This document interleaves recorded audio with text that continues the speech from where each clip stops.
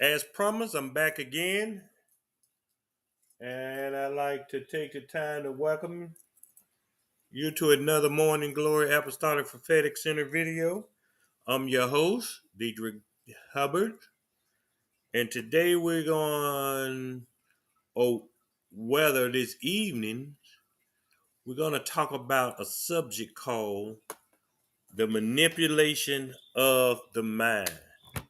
And the manipulation of the mind, and no more important important that a person's mind is manipulated is through finances. That's right. We talking about money. The filthy lucre. And I'm trying to get y'all to understand that there is indeed an hour in which God is going to release finances. But for many of you, your heart not right about finances, and for some of you, your hearts are right, but your mentality is wrong. All right. And when I see your heart not right, because the first thing you thinking of, okay, I'm gonna pay off all my bills, I'm gonna go buy me a house, I'm gonna go buy me a car, and that's farthest from the truth of why God is releasing these finances. For many of you, you got the kingdom mind, you got the kingdom blueprint, but you still have a little bit of selfishness that God has to deal with, but it's in your mind. So that's why we're going to talk about the manipulation of the mind as it relates to finances. Luke chapter 16, and here Jesus is using a parable. He using this parable as he was talking to his disciple, and he was telling them about an unjust servant. Okay, so it talks about this servant,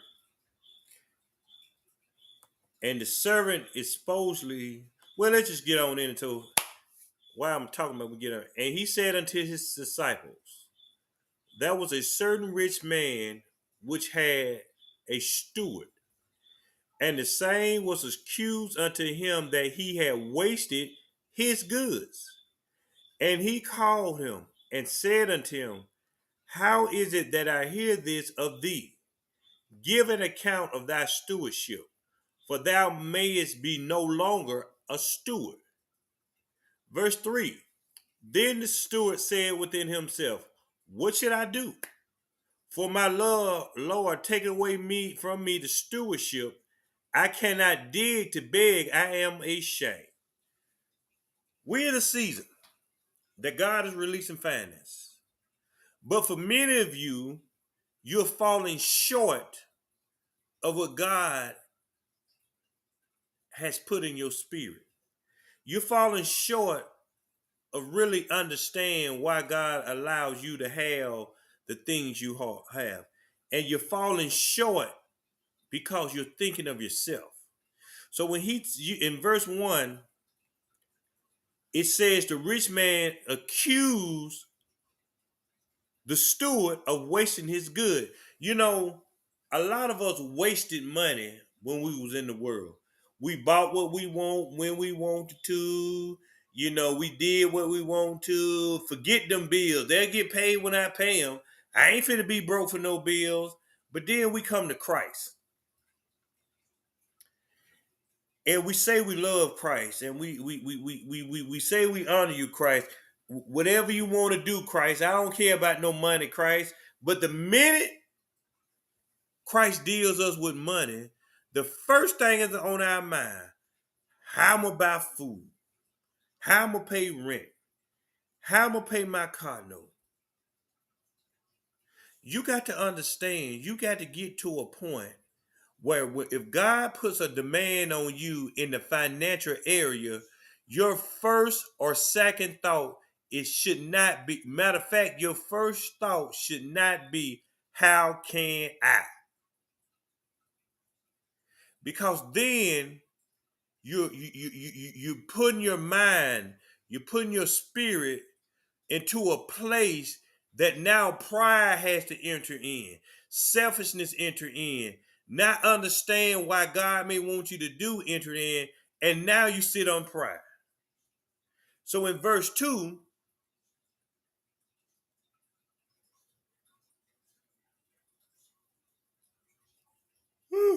the rich man said, give an account of your stewardship so you can be no longer a steward. So what God is telling many of you, give an account of what I told you to do. And for many of us, we gonna say, I did what you told me to do, God, whenever you tell me to do, God. But that's not particularly what verse 2 is talking about. It's talking about the mentality in which you did it. Okay? A lot of us don't cheerfully give, we don't cheerfully sow, we don't cheerfully do anything. You know why? Because we think about us. Okay, if I go ahead and do this because God told me to, I still got this left for me. See, you still putting you in the picture. Okay, I can do this, woo, but I got this saved up. You keep hearing that I coming now. It's because pride and selfishness has still got a root. Can we prove it? Verse 3. Then the steward said with himself, what shall I do? For my Lord taken away from me the stewardship. I cannot dig to beg. I am ashamed. See, a lot of y'all ashamed of losing what you got. A lot of you ashamed when God say, give me all of that down. A lot of you ashamed to really say that you serving God. How do we know you're ashamed?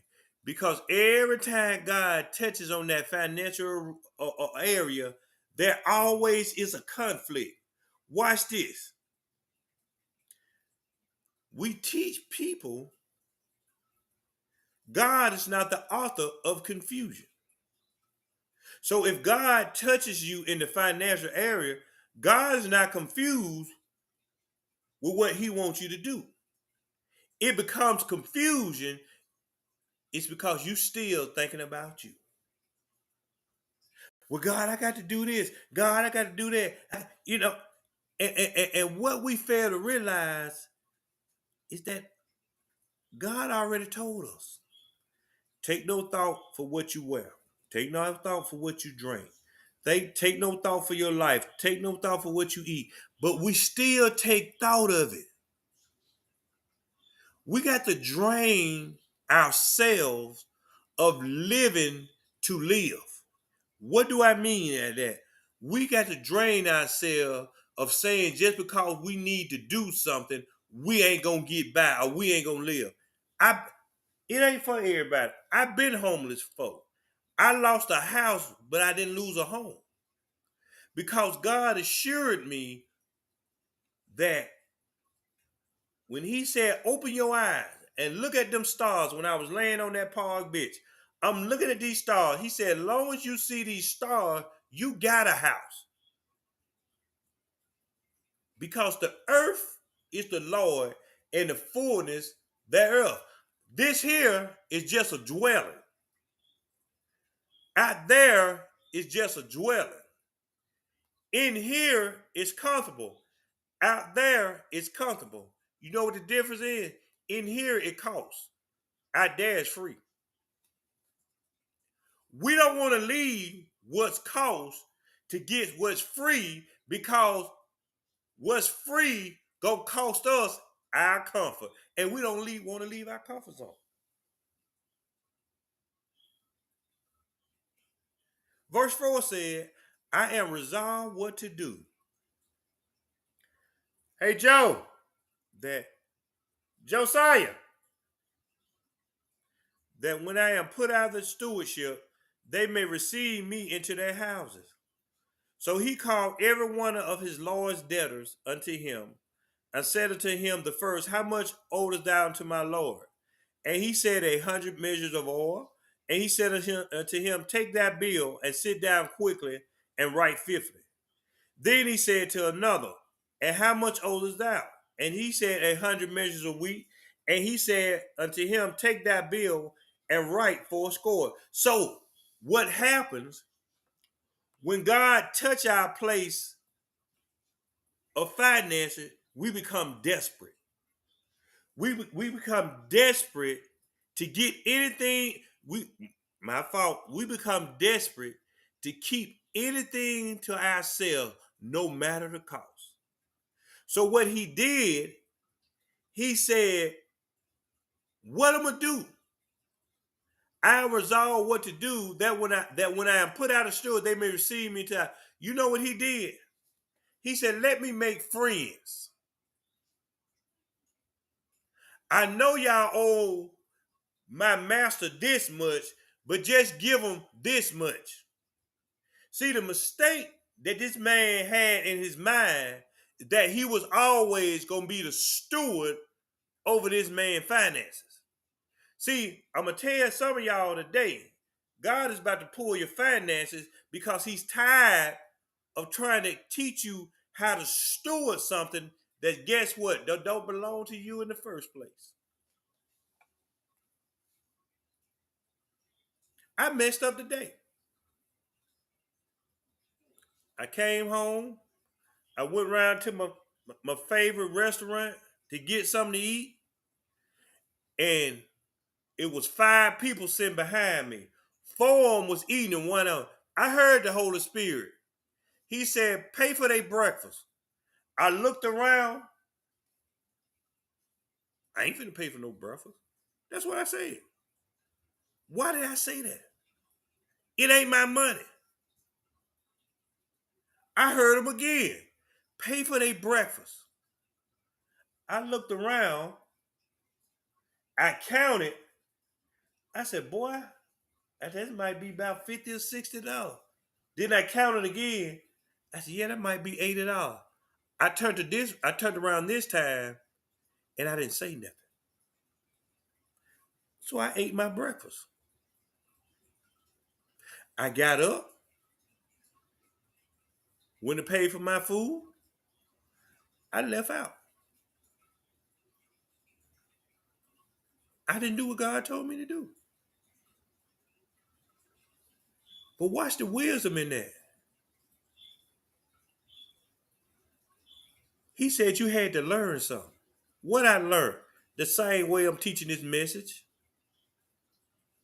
He knew I wasn't going to do it already. He knew I counted up the cost already. But what he's showing me, you got to teach this lesson about a good steward.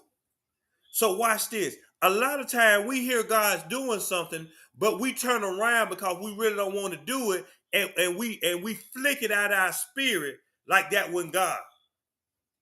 Because it's messing with what we got. Because it didn't bother me when I looked around. I said, I ain't finna pay for no breakfast. Then he told me again, I looked around, I didn't say nothing. He said, I had to teach you something because this is what you're going to teach today.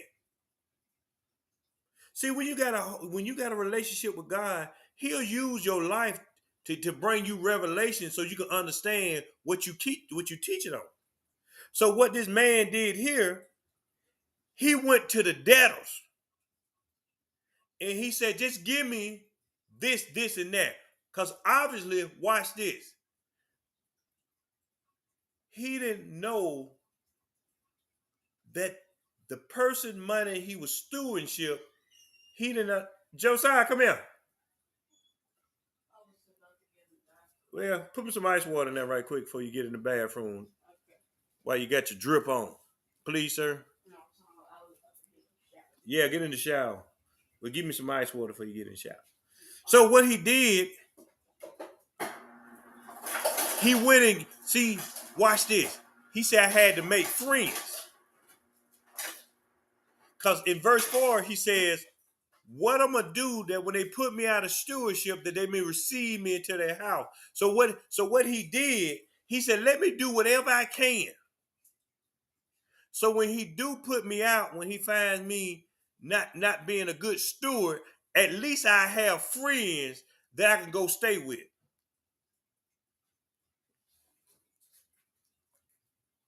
So he was willing to be deceitful in order to have something after he gone.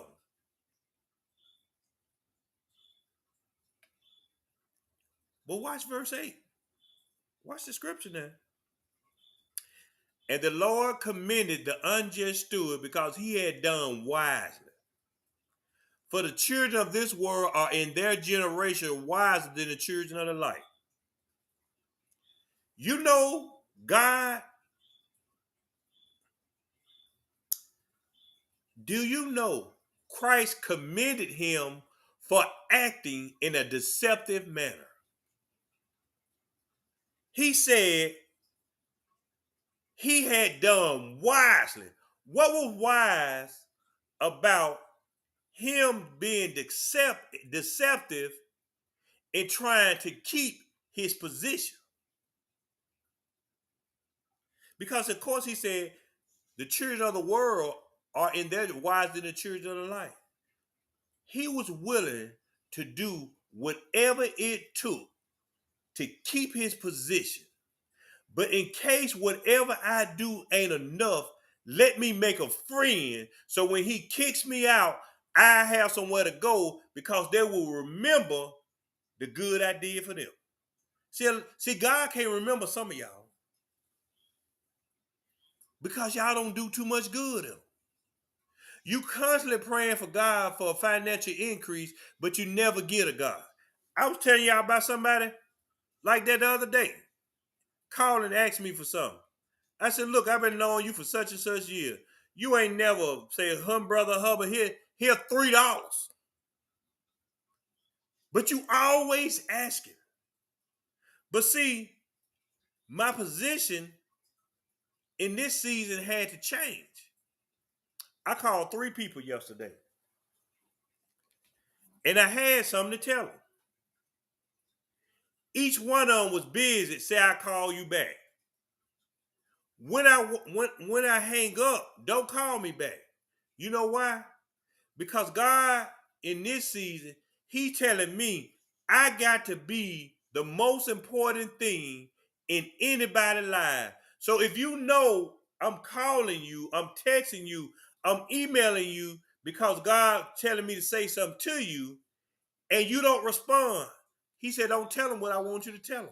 So now you got to wait to see if God send somebody to say something when the main person you could count on was trying to tell you. So what I had to say wasn't good enough. See, the reason God been putting so much pressure on some of you financially is that you can let go of worrying about finances. Brother Hubbard don't care about no money. I got a customer back. She asked me to buy a lawnmower. She paid $3,800, she said. She said, I want $3,500. I said, no, I can't swing that right now. She called me back the next day. She said, hey, I know you said you can't afford it. You want to cut grass for it? I said, sure, I'd do that. But I never looked at the lawnmower. So when I go get back home, because I went out of town, I get back home, I go look at the lawnmower. I said, dog, she got me. I said okay without seeing it. Then ants was all over it. So I sprayed a little water, knocked the ants off to put it in my trailer. I took it right round to my lawnmower repair people. I pulled it off the trailer. See, this is why you got to know the value of things. And the value of stewardship with finances is important. So I'm looking at the lawnmower. I take it out to see the oil. I said, dog, ain't hardly no oil on the stick. They come around to change it. The oil black.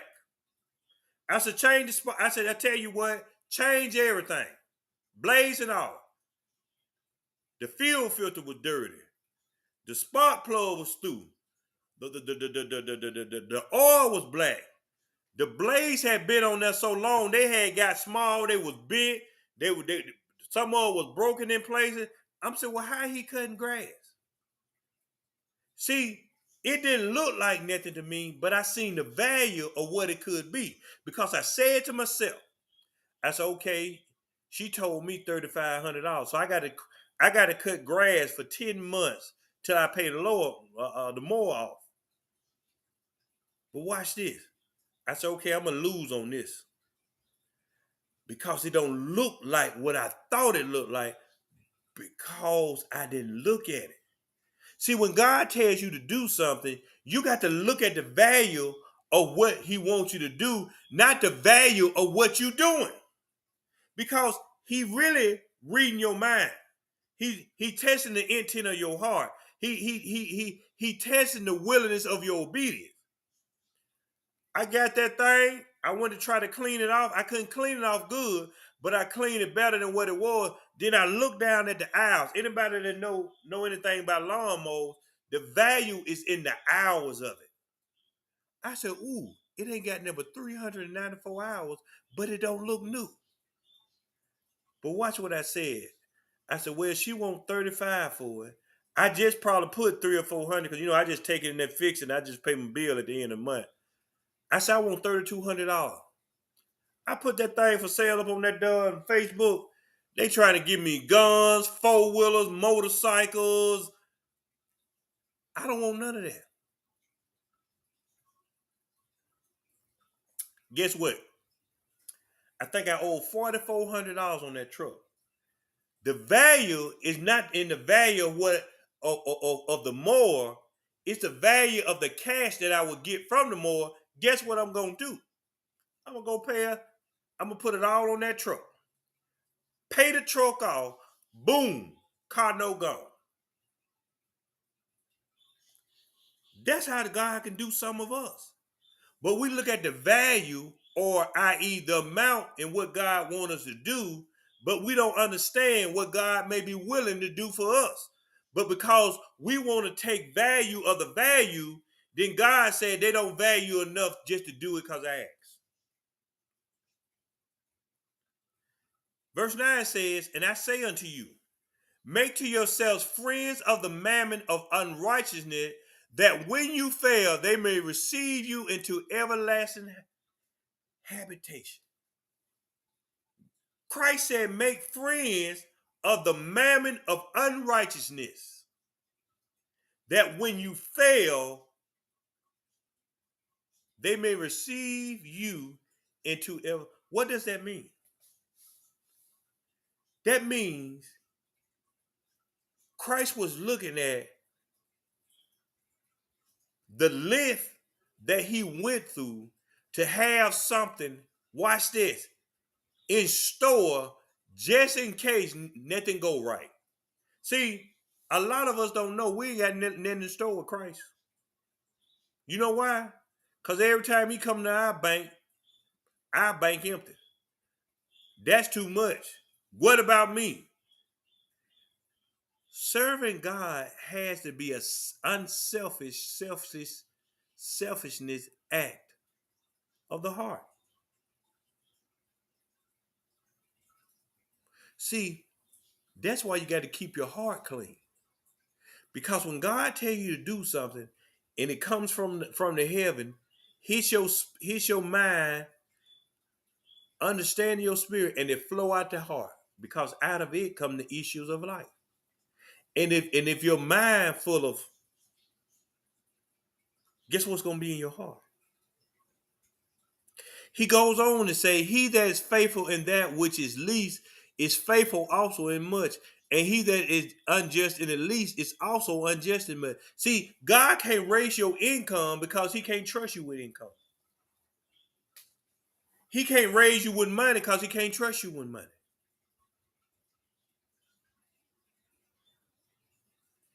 So those that that have a little bit, but give with the understanding, I'm obeying God through faith, he gonna give you a lot. Those that give but don't understand but do it, he gonna give you a lot when you get out the way. Why you got to get out of the way? Dog, God, I ain't got enough for rent. I ain't got enough for gas. I ain't got enough for my car note. What am I do, God? You don't supposed to worry. If God tell you to do something, especially in finances, you don't supposed to worry or wonder if God gonna do it. Because whether he do it or don't do it, he's still God and he could do it if he want to. But we don't want to learn the lessons while losing. See, I thought in the natural eye, I lost on that lawnmower. In the spiritual eye, I didn't lose. Because guess what? It bring me close. So if I get $3,200 and I owe $4,200 on it, it get closer to me paying off a truck than it would if I was just paying the car note. So watch this. Fantasia was right. Sometimes you got to lose to win. But don't nobody want to lose to win. We want to make sure we winning every time we do it.